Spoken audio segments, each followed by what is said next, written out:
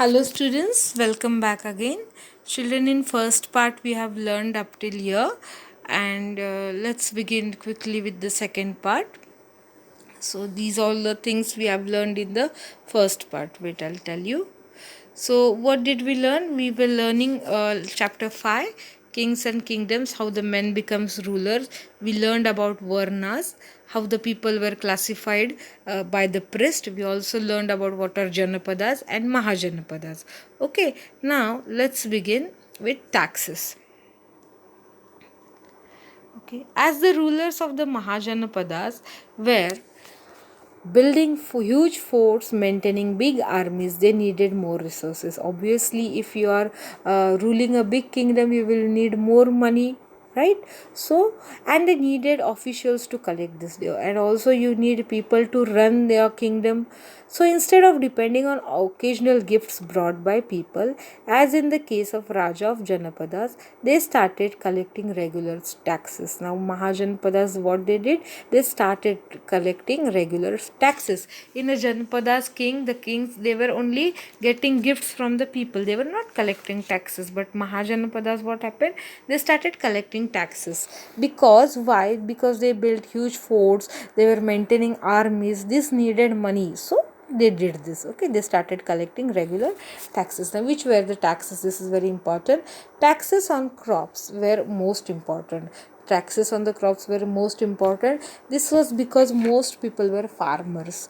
Usually the tax was fixed at one upon sixth, means one share they have to give among sixth part. Okay, one part of the sixth share of what was produced. This was known as bhag, or a share. That means, understood, if you are having 6 sacks of wheat, if you produce 6 sacks of wheat, 1 sack will be given to the king. Understood? So this was 1/6 share. So this was known as bhag. That was known as bhag. There were taxes on craft persons as well. Not only on the farmers, craft persons were also imposed with the taxes. This could have been given in the form of labor. For example, a weaver or a smith may have to had to work for a day every month for the king. See, a weaver or a smith man has to work for a day free of charge every month for a king. Understood? Herders were also expected to pay taxes in the form of animals and animal produce. Herders, those who do cattle farming, see, cattle, they have sheep, lambs, or cows, buffaloes. Such people were known. They have to give the animals as kind of tax, and all the animal produce, that is milk, ghee, and all those things. Understood? So there were also taxes on the goods that were bought and sold through the trade. There were also taxes on the goods, on that means there were also taxes on the trade. Understood? And hunters and gatherers also had to provide forest produce to the rajas. Not only these Adivasi peoples, that means hunters and gatherers, were also imposed with the taxes by the kings. Now there were two major changes during this period. Now what were they? We'll learn. There were two major changes in the agriculture. Now agriculture was the main occupation. So which changes were done? There were two major changes during this period. We will learn about them. So what were they? One was growing use of iron plowshares. Earlier, before they were using wooden plowshares, but in this period they started using iron plowshares. This is very important. Iron plowshares. I repeat again, iron plowshares.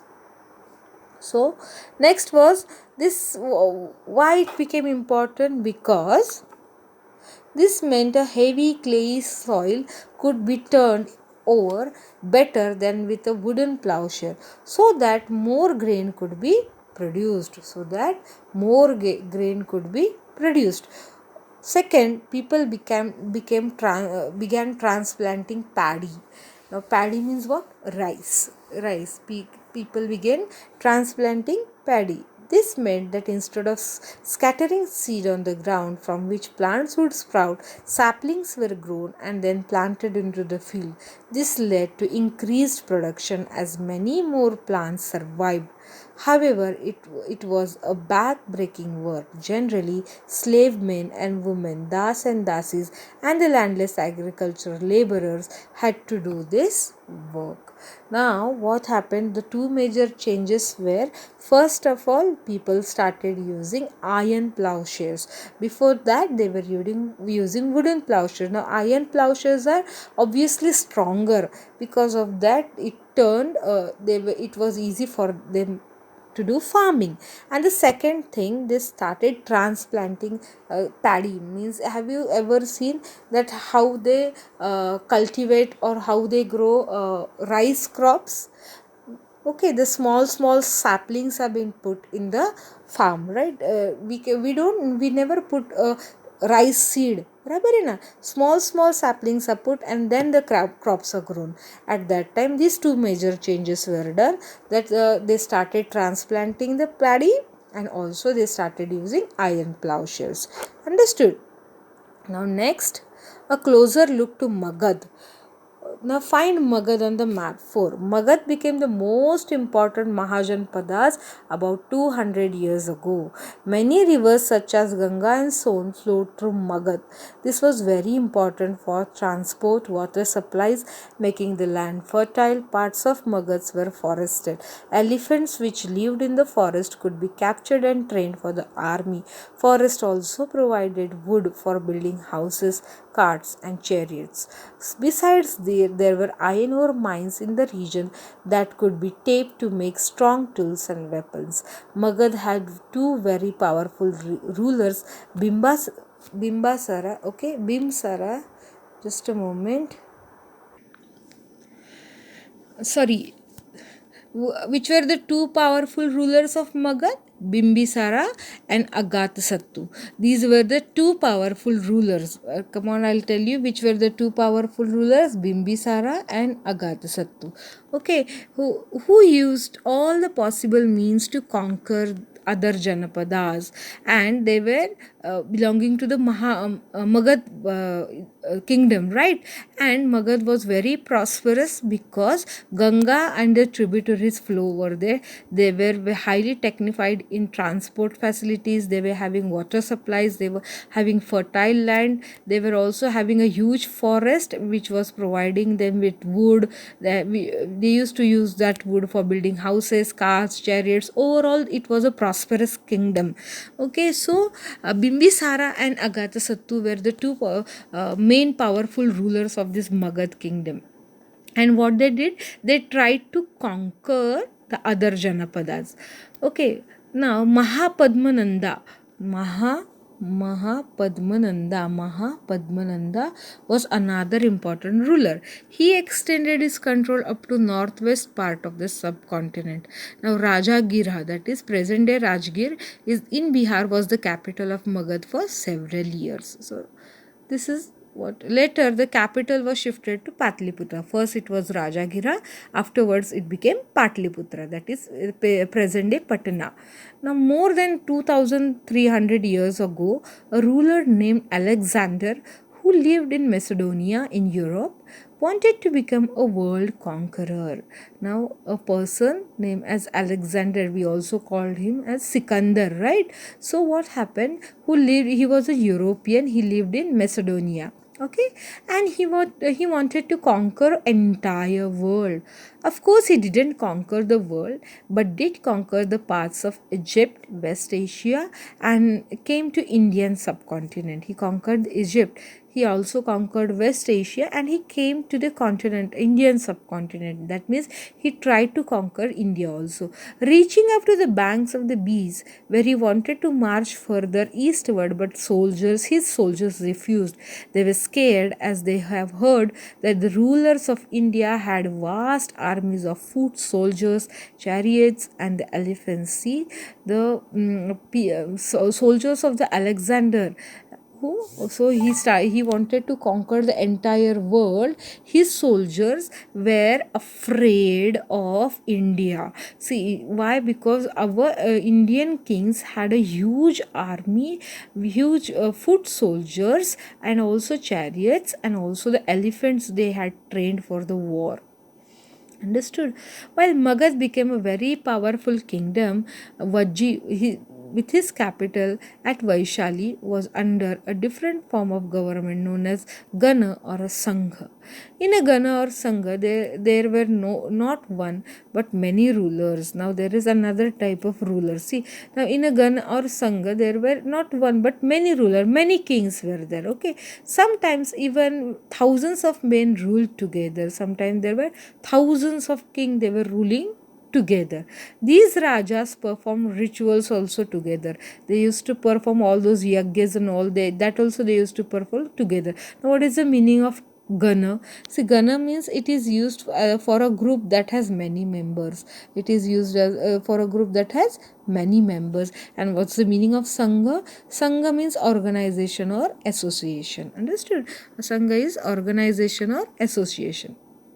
So, for example, if they were attacked by an enemy, they meet to discuss what should be done to meet the threat. However, women, das, and kamakaras could not participate in these assemblies. So, both Buddha and Mahavira, about whom we will read in chapter 6, belong to the Ganas or Sanghas. Some of the most vivid description of life of Sanghas could found in the Buddhist book. Now we can find what was the life of Gana and Sangha mostly in the Buddhist books. Okay, now in this account of Vajjis and Digha Nayak, the most famous Buddhist book which contains some of the speeches of Buddha, these were written in 2300 years ago. Now Ajatasattu, you know, he was the biggest, he was one of the most powerful ruler of Magad. Now Ajatasattu and Vajjis, what happened amongst them we will see. Ajatasattu wanted to attack Vajjis. He sent his minister named Vasakara to the Buddha to get his advice on this matter. Now Ajatasattu wanted to attack Vajjis. So what are Vajjis? We have learned they were many kings ruling all together, and Ajatasattu was a ruler of a Magad. Understood? So Ajatasattu wanted to attack Vajji. He sent his minister named Vasakara to Buddha to get the advice on this matter. So he sent a minister named Vasakara to Buddha. So what Buddha said, we'll see. Buddha asked whether the Vajjis met frequently in full assemblies. When he heard that they did, he replied that Vajjis would continue to prosper as long as. Okay, now what Buddha said, are Vajjis meeting all together? Are they having assemblies? And when he knew that yes, they are meeting and they are all together, they are united, then Buddha said they held full and frequent public assemblies. They meet and acted together. They followed established rule. They respected, supported, and listened to elders. Vajji women were not held by force or captured. Now chaitas, that is local shrines, were maintained in both towns and villages. Wise saints who followed different beliefs were respected and allowed to enter and leave the country freely.